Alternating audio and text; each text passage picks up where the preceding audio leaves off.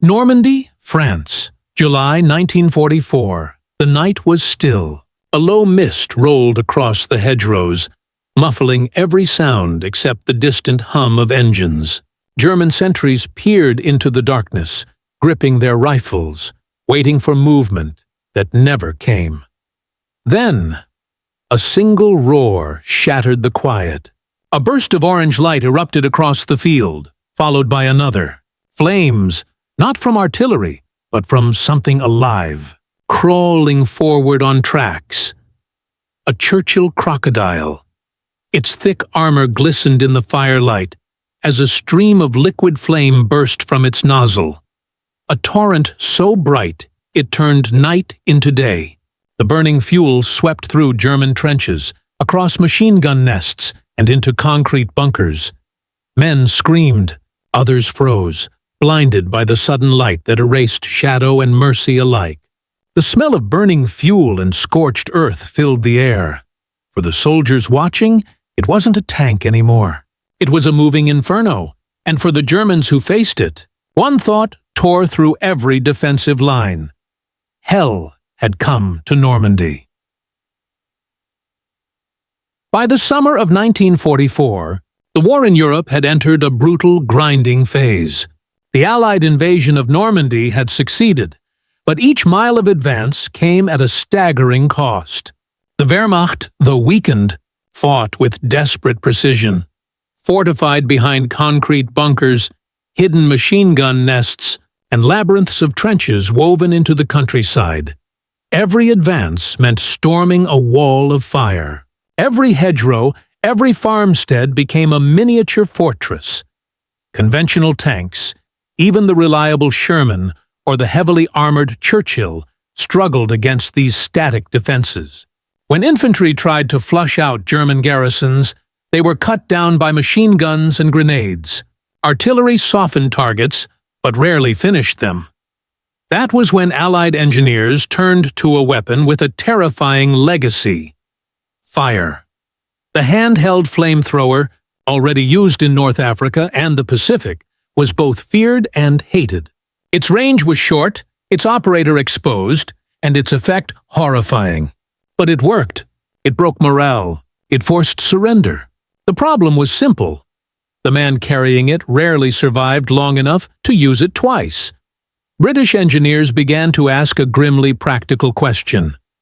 What if fire could be delivered safely? From a tank? The concept wasn't new.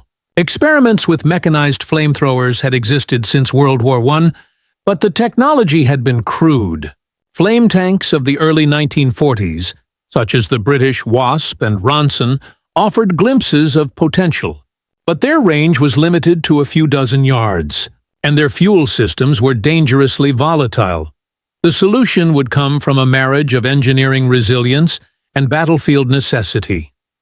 In 1943, as Allied planners looked ahead to invading Fortress Europe, the British Petroleum Warfare Department, a small, secretive branch of the military research establishment, was tasked with perfecting an armored flamethrower capable of assaulting concrete bunkers and pillboxes head-on.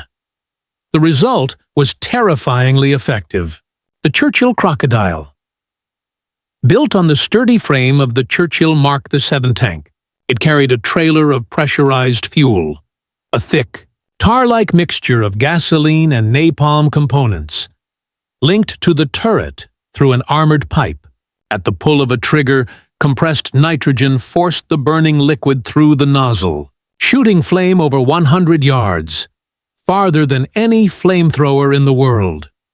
The weapon turned the slow, lumbering Churchill into something primeval, a metal beast breathing fire. Its first public demonstration in Britain stunned even its own officers. One commander wrote in his report, "The psychological effect is beyond calculation. No man could stand in the open against such a weapon." But this was more than a weapon of shock. It was a tactical answer to a strategic nightmare: how to break the German fortifications that barred the road to victory. Every British and American assault, Commander understood what awaited them beyond the beaches: concrete, wire, and machine guns waiting for the first sign of movement. The Crocodile and later the American Zippo Shermans would become their answer. When Operation Overlord began, few German commanders knew what these modified tanks could do. To them, they looked like any other Churchill or Sherman. It was only when the first burst of flame illuminated the battlefield that they realized, too late, what they were facing. The Allies had brought fire itself to war, and in the weeks after D-Day, the line between conventional combat and raw terror began to blur. By mid-1944, flamethrower tanks had evolved from field experiments into frontline instruments of psychological warfare. Two nations perfected their own versions, the British Churchill Crocodile and the American M4 Sherman Zippo. The Crocodile was the more iconic of the two, a deliberate creation of British engineering pragmatism. Its design was brutal in its simplicity. A heavily armored Churchill Mark VII formed the base. Its hull machine gun was replaced by a flame projector. Behind it, a 6.5-ton armored trailer carried 400 gallons of thickened fuel under pressure. The two were connected by a steel-reinforced pipe, protected by armor plating. When fired, the projector could hurl a stream of flaming fuel up to 120 yards, almost the length of a football field. The flame, mixed with compressed nitrogen, clung to surfaces, pouring through embrasures, trenches, and doorways with horrifying persistence. Anything caught inside, concrete or flesh, burned. The tank could still use its 75mm gun for conventional combat. It wasn't just a flamethrower, it was a dual-purpose weapon, equally capable of burning a bunker or destroying an enemy tank. Across the Atlantic, American engineers followed suit. The U.S. Army had learned from bloody lessons in the Pacific. At Tarawa and Saipan, Japanese fortifications made traditional assaults suicidal. So the Marines modified their own tanks. Shermans fitted with Navy-designed flamethrower systems. The nickname Zippo came naturally, borrowed from the famous lighter brand. Unlike the Crocodile's towed trailer, the American system integrated its fuel tanks directly inside the hull. The range was shorter, around 60-80 yards, but in the close, suffocating jungles of the Pacific, that was enough. Both designs embodied a grim truth of total war. When faced with a fortified enemy unwilling to surrender, the Allies turned to terror as a tool of efficiency. By June 1944, special armored regiments had been trained to use these tanks in coordination with infantry. British 79th Armoured Division, under Major General Percy Hobart, became the spearhead of this new form of warfare. His unit, known as Hobart's Funnies, fielded an entire arsenal of experimental tanks designed to overcome obstacles, bridge layers, mine flails, amphibious vehicles, and the Crocodile among them. Hobart's philosophy was simple. There was no such thing as an impossible objective, only a lack of proper machinery. The Germans, in contrast, had little comparable technology by that stage of the war. While early in the conflict they had experimented with Flampanzers, those machines were vulnerable and short-ranged. By 1944, the Reich's resources were stretched thin. The panzer divisions were fighting defensive wars, relying on static defenses rather than offensive innovation. And so, when the Crocodiles and Zippos appeared on the battlefield, many German soldiers were unprepared for what they saw. Reports from the 12th SS Panzer Division described the first encounters with British flamethrower tanks near Caen. The enemy's tank emitted a stream of fire, lighting up the night sky. The men in the forward position broke. No one could remain in the trench. In those moments, the Allies discovered that the flamethrower's greatest strength wasn't just in destruction. It was in fear. Units would surrender rather than face immolation. Machine gun nests went silent after a single burst of flame. For commanders, that meant fewer losses, faster breakthroughs, and a demoralized enemy. For the soldiers using them, it meant carrying the burden of a weapon. that left nothing but smoke and ash behind. Flamethrower. Tanks were not just machines, they were instruments of psychological dominance, and as the Allied forces pushed deeper into occupied France, the battlefield would soon become a stage for their most terrifying performance yet. The nights would grow brighter and shorter. Because when the flame tanks advanced, darkness no longer offered protection. The firestorm that swept through Europe in 1944 was not just a triumph of engineering. It was a convergence of fear, ingenuity, and necessity. To understand why the flamethrower tanks became such a decisive weapon, one must view them through several lenses: human, technological, and tactical. Each reveals a different layer of the same inferno. For the men inside a flamethrower tank, war felt different. The crew of a Crocodile or Sherman Zippo carried more than just ammunition. They carried fire itself. The fuel tank, pressurized and volatile, was both weapon and death trap. A single shell could ignite it, turning the entire vehicle into a moving funeral pyre. The crews knew this. Every time they advanced toward a fortified position, they felt the risk as a physical weight. Inside the confined steel hull, the roar of the engine and the hiss of pressurized fuel became their constant companions. The air smelled of gasoline and hot metal. Many soldiers confessed that the psychological strain was unbearable. They were feared by their own comrades, revered for their courage, yet often isolated. Infantrymen followed their fire with awe and pity. One British tanker later recalled, "We were both angels and demons. They cheered when we burned out a bunker, then went quiet when they saw what was left. What was left was seldom human. The weapon left charred silhouettes, melted equipment, and an odor that no one forgot. And yet, despite the horror, these men climbed into their tanks again and again, because every yard gained meant fewer friends dying in the mud ahead." The science behind these tanks was grimly elegant. At the heart of every Crocodile was a system designed to weaponize pressure and chemistry. A nitrogen cylinder forced fuel from the trailer through a flexible armored pipe to the turret-mounted projector. The ignition system, often a simple spark plug or magnesium cartridge, turned the fuel jet into a continuous flame reaching over 100 yards. The burning mixture wasn't simple gasoline. It was thickened using latex compounds, producing a sticky gel-like fire that clung to everything it touched. This was an early form of napalm, long before the word became infamous. Its purpose was not only destruction, but persistence. The flame didn't just burn, it stayed. In bunkers, it consumed oxygen, suffocating those inside even if the fire didn't reach them. Against armor, it found seams, melting cables, and blistering paint until the tank crew within could no longer function. The Germans quickly learned to fear that distinctive hiss before the blast.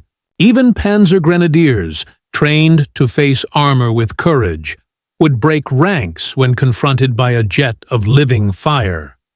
But the Crocodile was more than terror.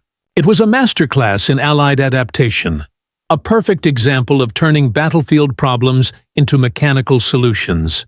Every part of it, from the pressure valves to the armored fuel trailer, was a testament to wartime innovation driven by necessity.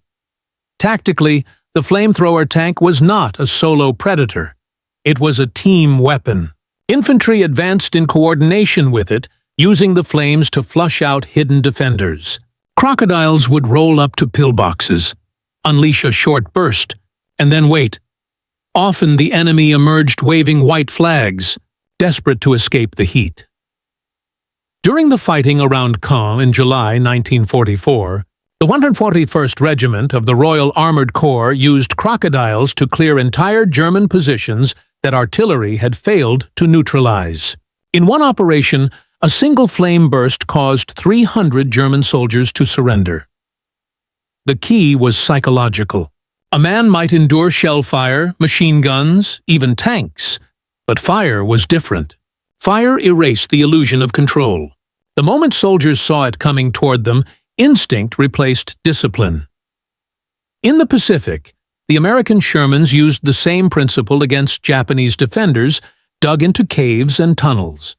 A few seconds of flame could reach where bullets and grenades could not. The moral weight was heavy, but commanders called it merciful efficiency. Every flame burst that forced surrender saved dozens of Allied lives. The Allies had found a weapon that could both destroy and compel, one that fought, not just the enemy's body, but his mind. Each burst of flame on those battlefields carried layers of fear, engineering and tactical logic woven together. To those who witnessed it, it seemed that humanity itself had built a creature made of steel and fire, something that defied nature, yet served it.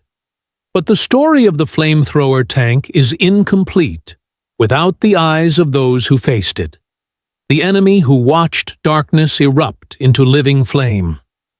For the German infantry, the appearance of flamethrower tanks on the Western Front was nothing short of apocalyptic. They had faced tanks before.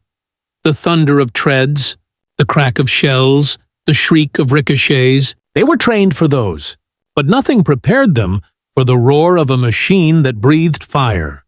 The first reports filtered through Wehrmacht field communications in Normandy and the Low Countries. Feuerpanzer, spraying flame over great distance. Bunkers, no defense. To many, it felt like the battlefield itself had turned against them. German soldiers who survived Crocodile attacks spoke of the overwhelming sensory assault, the brightness of the flame, the heat, and the choking stench of burning fuel. Those in fortified positions often died without a single bullet fired as flames sucked the oxygen from their shelters. Even hardened veterans, men who had fought in Russia and Africa, found themselves paralyzed. The psychological shock rippled through entire units. Machine gunners abandoned their posts, grenadiers fled trenches, and commanders struggled to maintain cohesion. German tactical bulletins began issuing warnings. Do not allow these tanks to close range. Destroy with Panzerfausts before they fire. But that was easier said than done. Once a Crocodile opened fire, few had the nerve to stand their ground. The flamethrower tanks became more than a physical weapon. They became a myth, whispered among exhausted soldiers at night. The belief spread that capture by a Crocodile crew meant a fiery death. In reality, most crews followed strict orders to accept surrender. But in the chaos of battle, perception outweighed truth. To the Germans, the Crocodile was not just a tank. It was the embodiment of Allied vengeance, the Peubieder retribution of all the cities bombed, and all the lives lost, and perhaps that fear was the weapon's greatest strength behind. Every burst of flame was strategy, cold, calculated, and methodical. The Allied High Command, led by figures such as Field Marshal Bernard Montgomery and General Omar Bradley, understood that success in Europe would depend on clearing fortifications faster than the Germans could regroup. The flamethrower tank fit perfectly into this logic of relentless momentum. British General Percy Hobart, architect of the Hobart's Funnies, ensured that the Crocodiles were always part of mixed formations, combined arms units that could tackle every kind of obstacle. In his view, war was an engineering problem, and every problem demanded a mechanical solution. When planning the assaults on Caen, the Siegfried Line, and later the Rhine crossings, commanders integrated Crocodiles as shock weapons. They led the way in the first few minutes of an assault, softening the enemy's morale before infantry closed in. The Americans, too, adapted. In the Pacific, commanders like General Holland Smith and Admiral Chester Nimitz saw the value of the Sherman Zippo in amphibious operations. On Iwo Jima and Okinawa, Zippos worked in teams, one tank firing while others covered it, slowly clearing fortified Japanese tunnels. Leadership recognized a fundamental truth. These tanks were not just tools of destruction, but instruments of persuasion. They shortened battles by breaking willpower, They saved lives by replacing weeks of attrition with moments of fire. Yet every commander who employed them knew the cost. In humanity, in perception, and in the moral scars that would follow. Fire had always carried symbolic weight in war. Purification, punishment, and terror intertwined. But the use of mechanized flame raised questions even among those who wielded it. Was it necessary? Was it just? Many soldiers viewed it as a last resort, an evil used to prevent greater loss. Others saw it as a step too far, a descent into medieval cruelty in a war already defined by industrial death. Photographs from Normandy, the Rhineland, and the Pacific show soldiers staring at the aftermath. Blackened bunkers, scorched weapons, silence where once there had been resistance. There was no triumph in their faces, only fatigue. War correspondent accounts often avoided describing flamethrower actions in detail. The horror was simply too graphic for the public to read. Even official reports used restrained language. The effect was satisfactory. Yet, on the battlefield, satisfaction had a smell. Burning oil, smoke, and silence. For those who commanded, there was no time for moral hesitation. The war demanded results, and results were measured in survival. Still, the memory lingered long after victory. Many veterans later spoke of nightmares, of fire that would not die even after they closed their eyes. The weapon had done its job, but it had left a scar, not just on the earth it scorched, but on the souls of the men who used it. By late 1944, the Crocodiles and Zippos had proven their worth. Tactically unstoppable, psychologically devastating. But their true test still lay ahead, in the dark, fortified ruins of Western Europe, where every village became a battlefield, and every night a contest between light and shadow. The stage was set for their defining moment, when fire turned the tide of battle. The British offensive to capture the city of Caen had bogged down into brutal house-to-house fighting. The Germans, elements of the 12th SS Panzer Division, Hitlerjugend, and the 16th Luftwaffe Field Division, held fast among rubble, dugouts, and concrete defenses. Every street corner was a fortress, every ruined church a machine gun nest. For weeks, artillery and bombers had failed to dislodge them. The city burned, yet the defenders still fired back. Then, from the smoke, came the unmistakable silhouette of the Churchill Crocodile, to the infantry following behind. The tank seemed alive, a lumbering beast cloaked in soot, its metal sides blackened by smoke and dust. It moved deliberately, unhurried toward the German positions. When the first jet of flame burst from its nozzle, the entire block glowed orange. Witnesses said the light reached the rooftops. One officer recorded, "It was like dawn breaking over hell." The enemy stopped shooting almost instantly. The Crocodiles advanced methodically, 2 at a time, supported by infantry from the 7th Battalion, Royal Regiment of Scotland. They fired short bursts, each one clearing a bunker, a basement, a trench. In less than an hour, resistance on the northern outskirts of Caen collapsed. Entire platoons of German defenders surrendered without a fight. They emerged coughing, their faces streaked with soot, their eyes wide in disbelief. No one wanted to face another blast. Further south, in Operation Goodwood, the Crocodiles moved with the armored spearhead toward the Bourguebus Ridge. There, the Germans fought fiercely. Panthers and anti-tank guns waiting in ambush. Even here, the flame tanks had their role. When infantry pinned down an enemy trench too deep for shells to reach, a Crocodile rolled forward, its heavy armor shrugging off machine gun fire. One 5-second burst, a river of burning gel, silenced it forever. The effect went beyond destruction. German morale in those sectors shattered. Reports to Obergruppenführer Kurt Meyer, commander of the 12th SS, described troops refusing to man positions where Crocodiles were reported active. The myth of the Feuerpanzer had become reality. As the Allied armies pushed through Normandy's bocage, the thick, hedgerow-covered countryside, the crocodiles proved their worth again and again. Conventional tanks were vulnerable in the narrow lanes, where every turn concealed an ambush. But the flame tank was different. It didn't need to see its target clearly. It only needed to reach it. In Operation Bluecoat, west of Caen, the 79th Armored Division used crocodiles to clear entire villages with minimal infantry losses. Each assault followed the same rhythm. Artillery bombardment, then the approach of crocodiles under covering smoke, then the eruption of flame.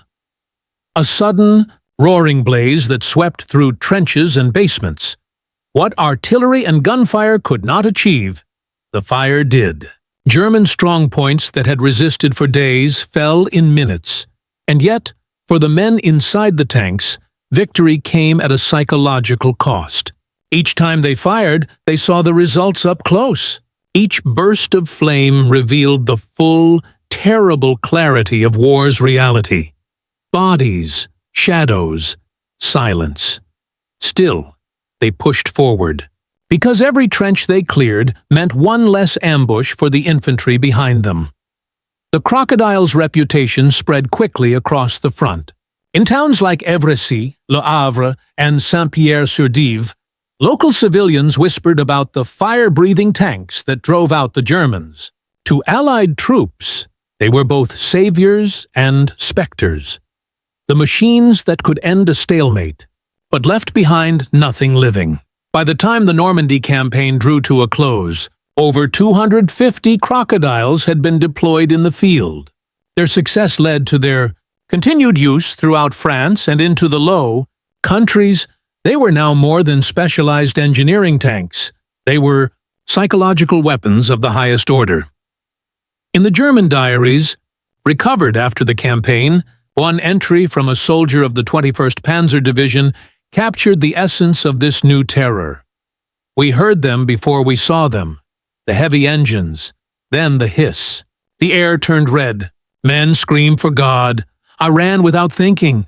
For that soldier, the night truly turned to day. And never again would the darkness feel safe. But the crocodile's greatest test, and its most infamous legacy, would come later. Not in the fields of Normandy, but in the final months of the war, as the Allies closed in on Germany itself. There, the fire would meet concrete, and fear would meet desperation. Snow covered the hills of western Germany, but the fortifications beneath the white blanket were anything but peaceful. Rows of dragon's teeth, steel-reinforced bunkers, and minefields marked the western wall. The Siegfried Line, Germany's last major defensive barrier before the Rhine.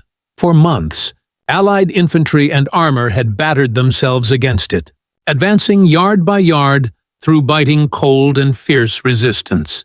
Machine guns echoed through the forests.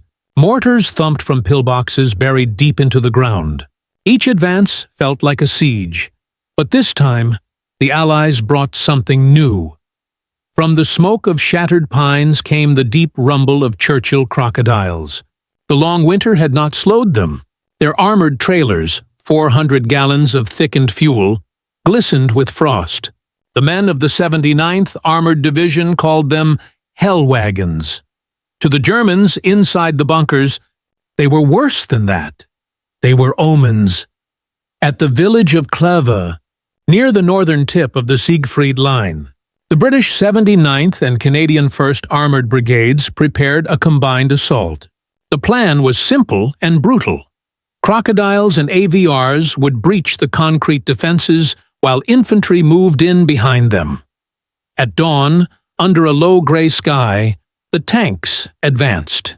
The Germans opened up immediately. Machine guns, Panzerfausts, and 80mm fire from concealed guns. The crocodiles kept moving, their heavy armor shrugging off hits that would have crippled lighter vehicles. When the first tank reached effective range, its gunner fired a 3-second burst. A sheet of fire roared across the frozen trench line. The snow turned black. Ice melted instantly. The front of the bunker seemed to breathe flame. And within seconds, its defenders stumbled out, hands raised, faces pale with terror. The infantry followed, sweeping through the ruins without a single casualty. In less than an hour, 5 bunkers that had resisted for days were silenced. By nightfall, Cleva was in Allied hands. The effect was the same all along the line. German commanders radioed frantic reports of flame tanks appearing in multiple sectors. Rumors spread faster than facts. Men claimed the Crocodiles could burn through concrete, that their fuel trailers exploded on impact, that they never ran out of fire. None of it was true, but none of it mattered. The psychological damage was done. Further south, in Operation Veritable, Crocodiles again led the charge through flooded terrain and dense forest. The enemy bunkers, built to withstand shells, offered no refuge against fire. At Goch, Canadian troops watched as the flame tanks cleared an entire ridge in minutes. Captain John Archer of the Calgary Highlanders later wrote, "When the Crocodiles opened up, the enemy ceased to exist as a fighting force. They ran, those who could, and those who didn't were simply gone." It was the only time I ever saw SS troops abandon a position without orders. Each operation confirmed the same truth.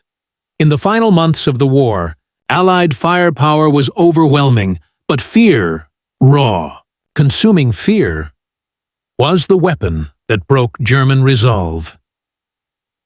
The Crocodiles advanced through Reichswald Forest, Wiese, and Kevelaer, their trails marked by burned-out bunkers and white flags fluttering from slit windows. In one engagement near Xanten, a single Crocodile forced the surrender of 300 German soldiers entrenched across a wide ditch. The tank's commander fired 2 bursts of flame across the open ground, never even hitting the position directly. That was enough. By March 1945, as Allied armies approached the Rhine, the Germans knew what awaited them beyond the river. The fire-breathing tanks had become symbols of the unstoppable. In the ruins of Remagen, Cologne, and Essen, the Crocodiles followed infantry through the cities, burning out sniper nests and fortified basements. Civilians, terrified by the glow, huddled in shelters, praying the tanks would pass them by. For the German defenders, there was no more illusion of victory. What had begun years earlier with blitzkrieg and confidence now ended in smoke and surrender. The flame tanks, once considered experimental, even impractical, had become emblems of Allied dominance. Where artillery softened, the Crocodiles cleansed.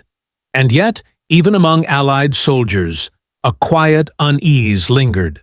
They had seen what the weapon could do, to men, to structures, to the very landscape. The power that had terrified the enemy also haunted its users. As one British sapper put it simply, "When you've seen what fire does, you never really forget." The Crocodiles would cross the Rhine soon after, heading toward northern Germany. But for most German soldiers, the war was already lost, not just on the battlefield, but in the mind, because when night turned to fire, courage turned to ash. When the flames finally died down, Europe was a continent of shadows. The war that had begun with the roar of blitzkrieg ended in a haze of smoke, rubble, and silence. The Allied advance across the Rhine in March 1945 marked the collapse of the Third Reich's western defenses. The Churchill Crocodiles, alongside their American counterparts, the M4A3R3 Zippo Shermans, were instrumental in clearing the path to victory. Every mile gained had been a battle through fire and fear. In city after city, Allied commanders noted the same pattern. Where Crocodiles were deployed, resistance broke faster, surrenders increased, and casualties, on both sides, were markedly reduced. Even the most fortified positions, designed to hold out for weeks, fell in hours once the flame tanks arrived. At Wiesel, Ries, and Xanten, flame units supported the final push toward the Ruhr pocket, the industrial heart of Nazi Germany. By April, the Rhine crossings were secure. Within 2 weeks, the once proud Wehrmacht along the Western Front was in full retreat or surrender. But the cost and the imagery of those victories lingered, far longer than the smoke, reports from combat engineers described the aftermath of flame. Assaults in grim detail. Bunkers charred black inside, rifles melted into the floor, walls covered in soot and silence. The smell of burned oil and stone clung to everything. For the Allied troops who advanced through these positions, the experience was sobering. They understood that the Crocodiles had saved lives, their lives, by forcing enemy capitulation. Yet they also saw what that meant. Fire was not selective. It consumed everything it touched. In one official British Army report following the battle for Gokh, the assessment read, "The flame projector proved decisive in overcoming resistance, particularly in concrete emplacements. However, the weapon's psychological and moral effect was profound, far exceeding its physical damage." The same observation appeared in American after-action notes from Okinawa and Iwo Jima, where the U.S. Marines used flamethrower Shermans against entrenched Japanese defenders. The principle was identical: steel, pressure, and flame to root out positions no grenade or rifle could reach. Across both Europe and the Pacific, a new understanding of warfare had emerged.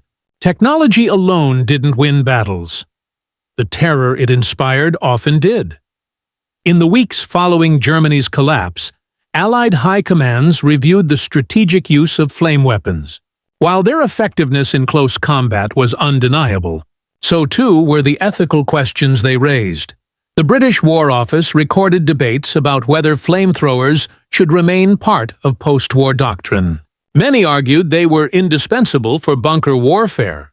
Others insisted they belonged to a darker, primitive age of combat.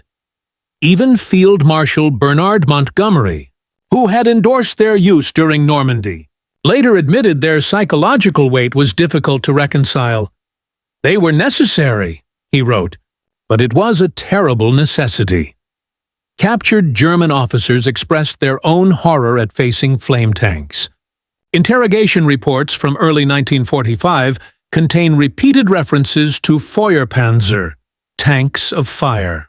Many units refused to hold ground against them, describing the experience as hopeless and inhuman. In one account from the 84th Infantry Division, a German sergeant confessed, "When we saw the flames come, we stopped being soldiers. We only thought of escape." The Allies had found a weapon that not only destroyed fortifications, it broke the will to fight. But as Europe lay in ruins, the victors also knew this weapon could never be used lightly again. The Crocodiles had helped end the war, but they had also revealed its darkest truth, that sometimes victory comes not from superior strength, but from the fear of what man can unleash. By May 1945, the flame tanks of the 79th Armored Division stood silent. The trailers were drained, the hoses coiled, the turrets quiet. What had once been roaring engines of destruction now sat idle among the ruins of northern Germany. The war in Europe was over, but for those who had commanded and crewed the Crocodiles, the memories remained as vivid as the light they had cast on the battlefield. In the days following the German surrender, Allied engineers toured the former front lines to assess damage. What they found confirmed what the troops already knew. The Crocodiles had been among the most feared and effective ground weapons of the entire campaign. Entire sections of the Siegfried Line had collapsed not from bombardment, but from panic. Documents recovered from German positions showed that units were instructed to withdraw immediately if Feuerpanzer were reported nearby. In the psychological war of attrition that defined the final phase of World War II, that fear was as decisive as any artillery barrage. For the British and Canadian divisions that fielded the Crocodiles, their combat record was extraordinary. In Normandy, they had been crucial in breaching fortified villages like Caen, Bourget-Bousse Ridge, and Villers-Bocage. In the Netherlands, they cleared pillboxes along the Scheldt estuary, ensuring vital supply routes. In Germany, they led the final drive through the Reichswald and across the Rhine. By the time the war ended, fewer than 800 crocodiles had been produced. Yet their impact far outweighed their number. They represented less than 1% of the Allied armored force, but were referenced in over 30% of German field reports from the Western Front between 1944 and 1945. That disproportion told a story not of quantity, but of terror.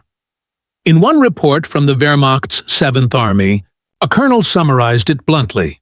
Where the flame tanks attack, morale ceases to exist. The Crocodile's reach extended far beyond Europe. The Americans adopted the principle with their M4A3R3 Sherman Zippos, which proved devastating in the Pacific campaigns. On islands like Iwo Jima and Okinawa, where Japanese defenders fought to the last man, the use of armored flamethrowers often decided the outcome. For the Japanese, who had built their defense strategy around caves and tunnels, these flame tanks were the ultimate nightmare. The fire crawled through every opening, denying even the illusion of safety. When peace returned, the Crocodile became an uneasy relic. It had done its job. Too well, some thought. Few nations wanted to celebrate a weapon that evoked such horror. By the early 1950s, most crocodiles were retired from active service. Some remained in use for training. Others were sold to allied nations or scrapped for parts. A handful survived in museums, their flamethrower assemblies removed or rendered inert. Visitors would stare at the armored shells, never quite grasping the terror they once carried inside. Yet, for military historians and engineers, the Crocodile marked an important evolution, the realization that psychological warfare could be mechanized. It wasn't just about firepower or armor thickness. It was about controlling what the enemy felt. And on that front, no tank in history had matched it. Decades later, veterans of both sides would meet, sometimes in quiet remembrance ceremonies. Old British crews, gray-haired and soft-spoken, would recall their machines with mixed pride and discomfort. Former German soldiers would admit that nothing on the battlefield, not artillery, not air raids, compared to the terror of seeing a tank spewing fire. One former Crocodile gunner put it best in an interview with the Imperial War Museum. We didn't feel brave. We felt like we were holding something that didn't belong in this world. The last operational crocodiles were finally decommissioned in the late 1950s. Their legacy, however, burned on, not in glory, but in memory. They symbolized the extremes of human ingenuity and the terrible cost of victory. By turning night into fire, they had illuminated more than just the battlefield. They had shown the world what war truly looked like when the light refused to fade. In the quiet decades after 1945, the flame tanks of World War II became more than tools of war. They became symbols of humanity's ability to innovate and to destroy. The Crocodiles in Europe, the Sherman Zippos in the Pacific. They were engineered with precision, operated with skill, and feared with certainty. They exemplified a terrifying truth, that industrial might, combined with human ingenuity, could turn fear itself into a weapon. For the soldiers who crewed them, the experience was paradoxical. Inside the steel hull, they were protected from bullets and shrapnel, yet acutely aware of the deadly fuel trailing behind them. Every ignition carried both power and responsibility. They saved lives by preventing infantry from storming fortified positions, yet each burst of flame left permanent marks on both the enemy and the human conscience. For those on the receiving end, the flamethrower tanks represented an absolute confrontation with mortality. The jungles of Burma, the islands of the Pacific, and the fortified villages of Normandy were rendered unrecognizable. Bunkers were razed, tunnels turned to ash, and entire defensive lines collapsed under terror as much as fire. In these moments, courage met inevitability, and fire wrote the final word. Yet the legacy of these machines is not measured in tactical victories alone. They transformed how armies approached both technology and psychology in combat. Commanders learned that battlefield dominance was as much about controlling perception as it was about guns and shells. The flamethrower tank became a lesson in the duality of war. Innovation as salvation, innovation as horror. History remembers them quietly, often in gray archival photographs and grainy film footage. The roar of the engine, the hiss of the flame, the blackened earth left behind, all speak of a war where victory demanded extremes. They remind us that even as nations pursue efficiency and precision, the cost is invariably human. And so, the crocodiles and Zippos remain etched in memory, neither celebrated nor forgotten. They were instruments of necessity, of fear, of survival. In their fire, we see both the brilliance and the burden of human ingenuity. War has always been a teacher, harsh and unrelenting, and the flamethrower tank was one of its most unforgettable lessons.